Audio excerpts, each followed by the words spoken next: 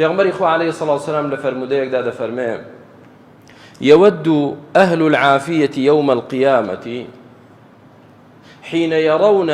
أهل البلاء ما لهم من ثواب يودون لو أن أجسادهم قرضت بالمقاريض في الدنيا.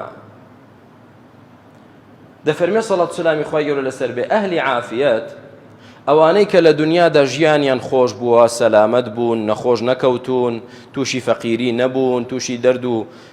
مەسائب و مشکیلە نەبوون، زۆر بە ژیانێکی خۆش ژیانی دنیایان بردەسەر.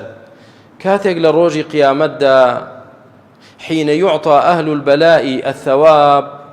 کاتێک دەبینن ئەوانەی لە دنیا لە ناڕەحەتیدا بوون ئێستا پاداشتی ئەو ناڕەحەتیان وەردەگرنەوە، تەمەنا دەکەن دەڵێن خۆزگە لە دنیادا بالمەقاریض، وەکو مقراض وەکو مقەس و نینۆک بڕوایە، بە ئاسنێکی ئاوا ئێمە لاشەمان پارچە پارچە گۆشتی لێکرابایەوە، ئێمەش ناڕەحەتیمان بینی بە بۆ ئەوەی ئێستا ئەو پاداشتە گەورەیەمان لەسەر ناڕەحەتیەکەمان وەرگرت پایەوە لە قیامەتدا. کەواتە ئەهلی عافیە باوا نەزانن ئەوان براون، ئەوان سەرفرازن، و ئەهلی بەلا و مصیبەتیش ئەوانش کە تووشی فەقیری دێن، تووشی نەخۆشی دێن، تووشی قەرزاری دێن، تووشی مردنی خۆشەویستانیان دێن، تووشی زەرەرمەندی دێن، با ئەمانەش وا نەزانن لە زەرەرمەندیدان. ڕۆژی قیامەت کاتێک پاداشتەکانیان دەبینن تەمەنا دەکەن مدە و تەمەنی مصیبەتەکەیان درێژتریش بواە لە دنیادا بۆ ئەوەی پاداشتیان گەورەتر بواە. لە فەرموودەیەکی تردا پێغەمبەری خوا عەلەیهی سەڵاتو وەسەلام دەفەرمێ ما يزال البلاء بالمؤمن والمؤمنة في نفسه وولده وماله حتى يأتي يوم القيامة وما عليه من خطيئة.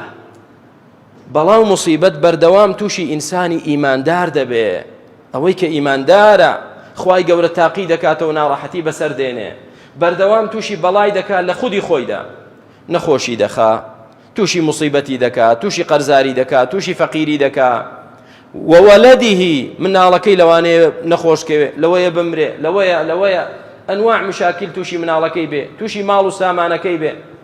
بەردەوام ئینسانی ئیماندار خوای گەورە تاقی دەکاتەوە تا وای لێ دێ ڕۆژی قیامەت کە دەگەڕێتەوە لای خوا ما عليه من خطیئة،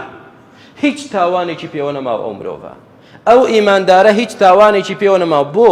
خۆ تاوانی کردووە، مەلایکەت نەبوو، بەڵێ تاوانی کرد، بەڵام ئەوەندە تووشی مصیبەت و ناڕەحەتی بوو، مصیبەتەکان بوون بە تەهور، بوون بە کەفارەت، بوون بە سەبەبی سڕینەوەی هەموو تاوان و گوناهەکانی لە دنیادا.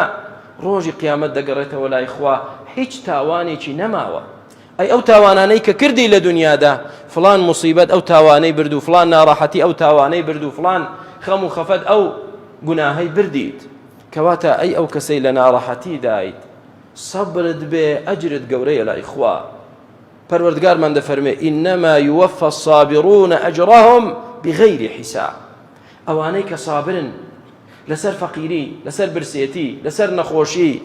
لەسەر لە دەستچوونی خزم و کەسوکاریان، لە دەست ناڕەحەتی، ئەوانەی کە سابر دەگرن و ڕازی دەبن بە قەدەری خوا، ئەجرێکیان بۆ نووسراوە لای خوا بغەیری حیساب، بەبێ هەژمار، و نەبێ یەک بەرامبەر دە، یەک بەرامبەر سەد، حەوسەد، حەوت هەزار، نا،